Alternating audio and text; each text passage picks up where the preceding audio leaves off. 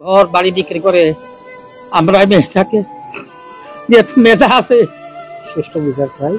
এই যে হত্যাকাণ্ড হয়েছে, ট্রাক এইভাবে, এটা কি অ্যাক্সিডেন্ট বলবো না, ভিডিও ফুটেজের মধ্যে যেভাবে দেখা গেছে, এই যে মর্মান্তিক যে ঘটনা, তারা এখন ওইগুলা বলে নাই।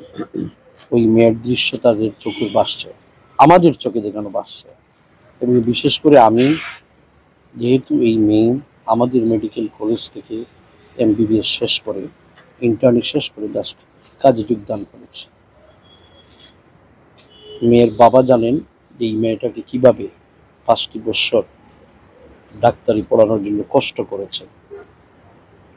সবাই তো আর স্বাবলম্বী না, আমি সেই দিকে গেলাম না, কিন্তু যে ট্রাক এইভাবে, এটা কি অ্যাক্সিডেন্ট বলবো না, ভিডিও ফুটেজের মধ্যে যেভাবে দেখা গেছে, অ্যাক্সিডেন্ট হয় যে হঠাৎ করে একটা অ্যাক্সিডেন্ট ঘটছে, এটা বোঝা যাচ্ছে এটা অ্যাক্সিডেন্ট।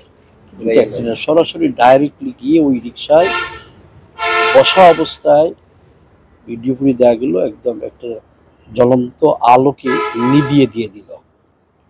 এবং এভাবে যদি আমরা রাস্তাঘাটে অ্যাক্সিডেন্ট এ ধরনের হয়, এবং যদি পার পেয়ে যায় ড্রাইভার বা মালিককেও বুঝতে হবে কাকে আমি গাড়ি দিয়েছি।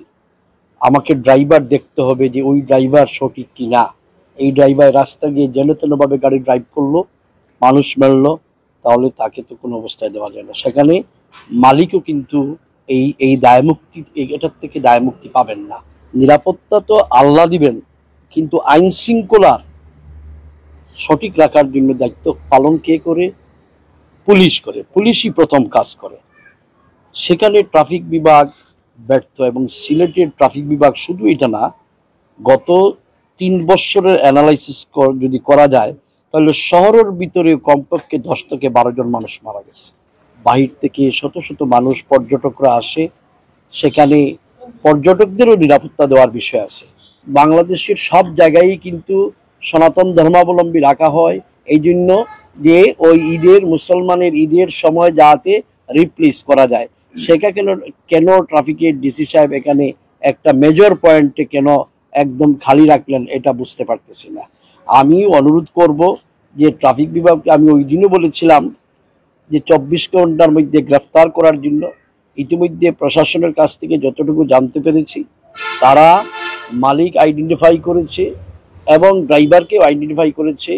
তারা তাদেরকে গ্রেফতার করার জন্য তারা অভিযান তাদের চালিয়ে যাচ্ছে, এবং তারা আশা করছে যে খুব শীঘ্রই মালিক এবং ড্রাইভারকে গ্রেফতার করতে পারেন। তরুণ অ্যাডভোকেট আব্দুল মালেক উনি মারা গেছে, আজকে আমি জানাজায় আসতে পারিনি। আমি এসেই কিন্তু এখানে আজকে আমি ওই মেয়ের, যে মেয়েটি, ডাক্তার মেয়েটি মারা গেছে তার, এবং ওই অ্যাডভোকেট সাহেব এবং আরেকজন আজকে তাদের মারা গেছেন, এখানেই কবর জিয়ারত করেছি। সিলেটের ট্রাফিক বিভাগকে হুঁশিয়ারি করে বলে দিতে চাই যে আপনাদের দায়িত্ব সঠিকভাবে পালন করুন। কোনো অবস্থায় ট্রাক 54টার মতো জায়গায় দিনের বেলা একটা উবার ড্রাইভার মারা গেল।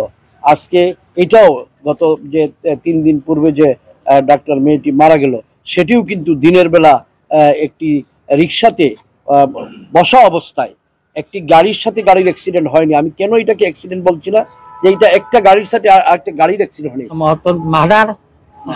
আমরা কিন্তু মনে করেন, আমরা এই যে মেয়েটাকে আমরা এখানে জায়গা, জমি, ঘর বাড়ি বিক্রি করে আমরা মেয়েটাকে যে মেয়েটা আছে এইসব আমরা মেডিকেল, আমরা টার্গেট নিয়ে মেডিকেল আমরা মেয়েটাকে আমরা মানে ইয়ে করতেছি, আমরা পড়ালেখা করাইছি।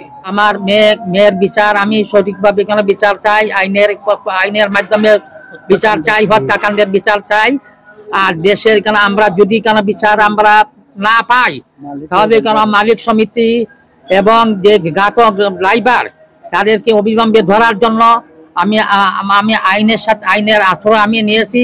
কেন আইন প্রক্রিয়া কেন আছে, এরপরে কেন যদি প্রয়োজন হয় আমরা কেন আরো ফার্দার কেন আমরা কেন আরো কেস দায়ের করবো। আমরা কেন পর্যায়ক্রমে আমরা এমনকি মানববন্ধন, এমনকি কেন প্রতিবাদ সভা, এমনকি কেন রাস্তা ব্যারিকেড সহ আমরা এখানে এলাকাবাসীকে নিয়ে প্রেসবিয়ারবাসীকে নিয়ে আমরা আন্দোলনে এখানে নামবো।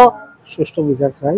এই যে হত্যাকাণ্ড হয়েছে ঘাতক ঘাতকদের ঘাতকদের গ্রেফতার করা হোক অবিলম্বে। অবিলম্বে